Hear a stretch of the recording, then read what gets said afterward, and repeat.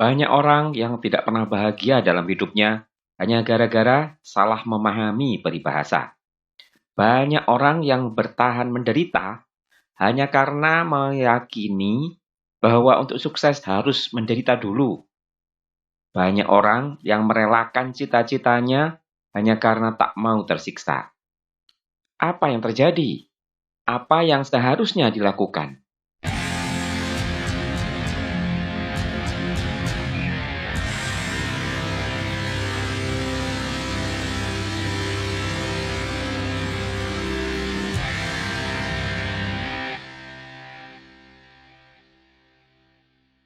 Bismillah. Assalamualaikum sahabat.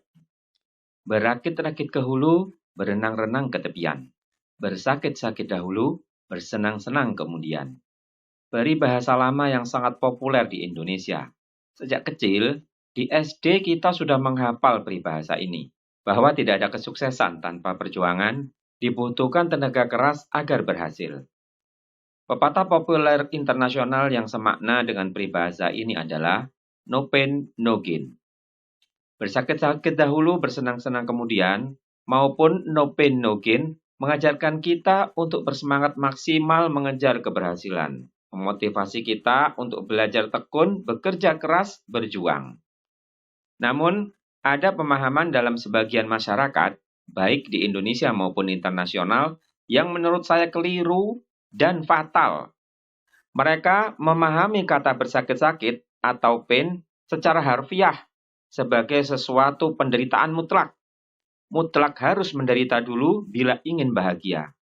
Anda tidak mungkin bahagia bila belum menderita. Atau yang fatal, jangan bahagia dulu sebelum tuntas menderita. Saya bilang fatal, karena akan banyak orang yang sebagian besar hidupnya diisi oleh penderitaan atau bahkan tak pernah bahagia gara-gara pemahaman itu. Pemahaman yang menguat menjadi keyakinan karena diajarkan sejak masih kecil dan diulang-ulang. Sejak kecil mereka sudah dinasihati untuk tekun belajar dan menunda bersenang-senang. Meskipun saat masih kecil mereka masih merasakan kesenangan dalam proses belajar, tapi doktrin untuk menunda kebahagiaan terus mencecar mereka. Mereka pun tumbuh dengan doktrin itu, bahwa harus menderita dulu bila ingin bahagia, harus sakit bila ingin senang. Doktrin itu semakin lama semakin tertanam kuat sebagai keyakinan. Semakin bertumbuh, anak-anak itu semakin kehilangan unsur kesenangan, kebahagiaan dalam belajar. Sekolah tidak lagi asik bagi mereka. Sekolah adalah ajang siksaan bagi mereka. Namun mereka tetap bertahan karena mereka yakin bahwa itulah satu-satunya cara untuk berhasil. Alih-alih berusaha bahagia, menikmati proses belajar, mereka justru yakin bahwa penderitaan dalam belajar adalah unsur yang mereka butuhkan untuk berhasil.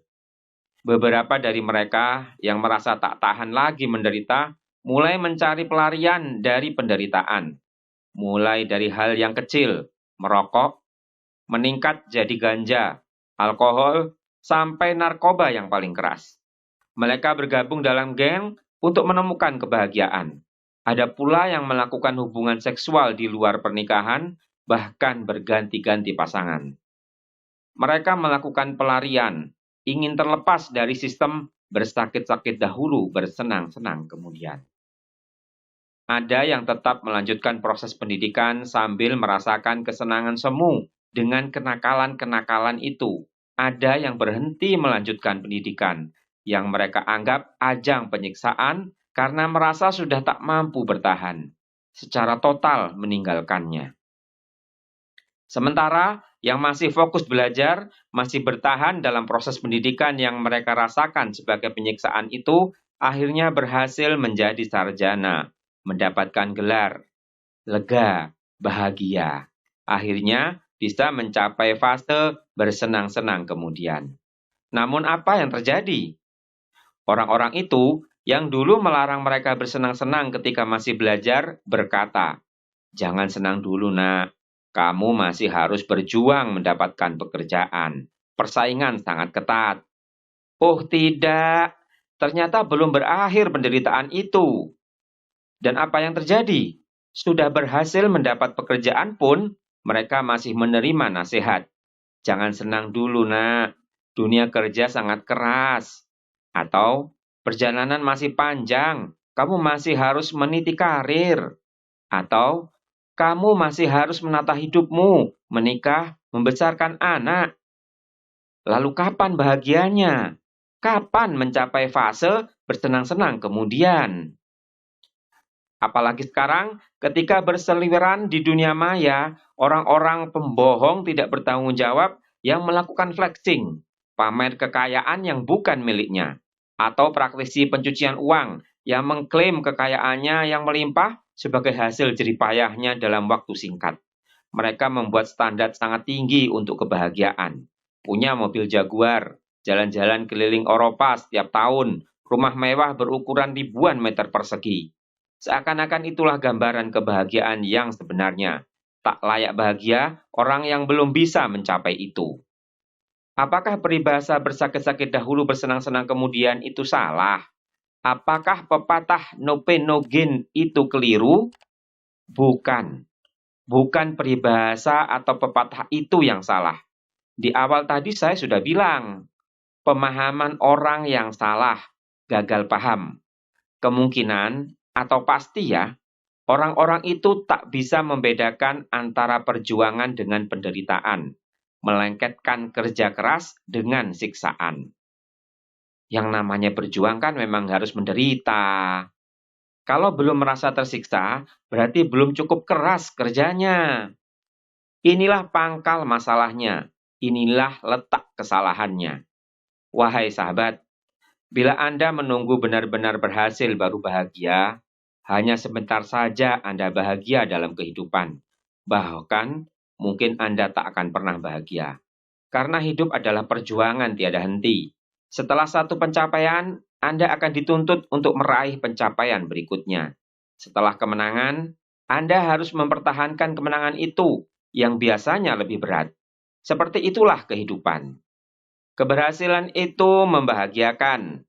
Kemenangan itu membahagiakan. Semua orang mudah untuk menyepakati hal itu.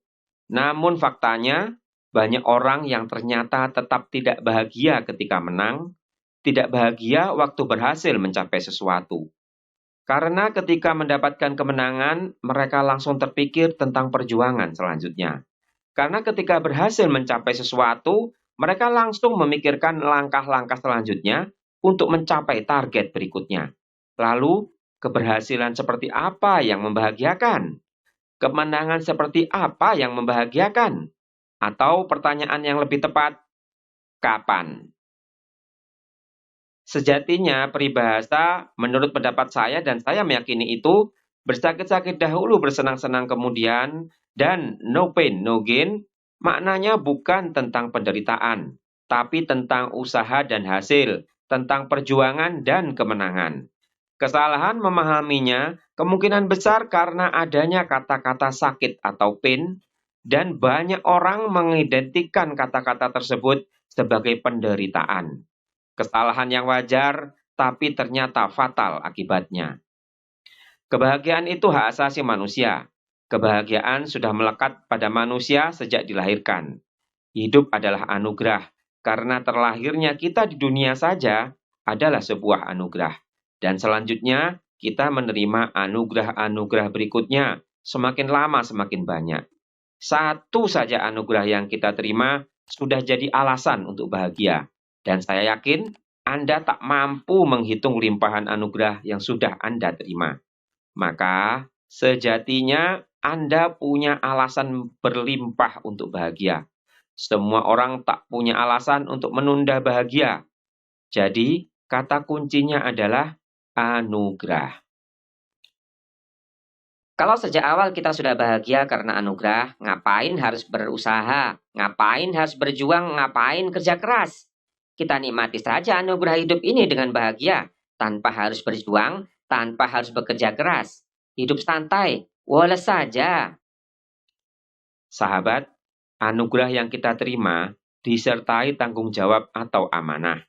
Seperti koin, anugerah yang kita terima di satu sisi, sedangkan sisi lainnya adalah amanah, tak bisa dipisahkan. Itu adalah aturan kehidupan. Sunnatullah agar kehidupan ini berjalan harmonis. Setiap anugerah yang kita terima harus kita pertanggungjawabkan. Kita tidak bisa menerima anugerah tapi menolak amanah. Kita boleh saja menolak anugerah karena enggan bertanggung jawab, asal kita siap kehilangan kebahagiaan alias menderita. Nah, ini baru penderitaan yang sebenarnya. Jadi, sejatinya penderitaan kita rasakan ketika kita mengingkari anugerah atau menolak amanah. Semua perjuangan, belajar tekun, kerja keras adalah bagian dari proses menjalankan amanah, memenuhi tanggung jawab. Belajar tekun adalah tanggung jawab kita karena sudah menerima anugerah akal, otak, kemampuan berpikir. Bekerja keras adalah bentuk tanggung jawab kita terhadap anugerah tubuh dan pikiran yang kuat dan sehat. Berjuang meraih atau mempertahankan segala kebaikan untuk banyak orang adalah amanah karena kita sudah menerima anugerah kesehatan, kekuatan, kedamaian, dan kesejahteraan. Atau dengan kalimat lain, belajarlah tekun dengan bahagia karena sudah menerima anugerah akal, otak, kemampuan berpikir.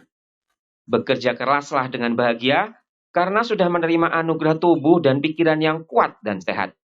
Berjuanglah dengan bahagia untuk meraih kebaikan karena sudah menerima anugerah kesehatan, kekuatan, kedamaian, dan kesejahteraan. Ketekunan belajar, kerja keras, dan perjuangan kita akan mendatangkan anugerah lebih banyak yang pasti menambah kebahagiaan. Namun, jangan lupa bahwa kedatangan anugerah diiringi oleh amanah. Itulah aturan kehidupan, sunnatullah, anugerah yang senantiasa datang bersama amanah. Orang-orang yang salah memahami peribahasa bersakit-sakit dahulu, bersenang-senang kemudian, atau no pain no gain karena belum memahami aturan kehidupan atau keliru juga memahaminya. Mereka tak akan pernah bahagia. Segala kenikmatan hidup sekecil apapun adalah anugerah yang wajib kita syukuri agar bahagia. Penderitaan disebabkan karena pengingkaran anugerah, bukan karena menjalankan amanah dengan belajar tekun, bekerja keras, dan berjuang. Bersakit-sakit dahulu, bersenang-senang kemudian, bahagia sekarang juga. No pain, no gain, no reason to be unhappy.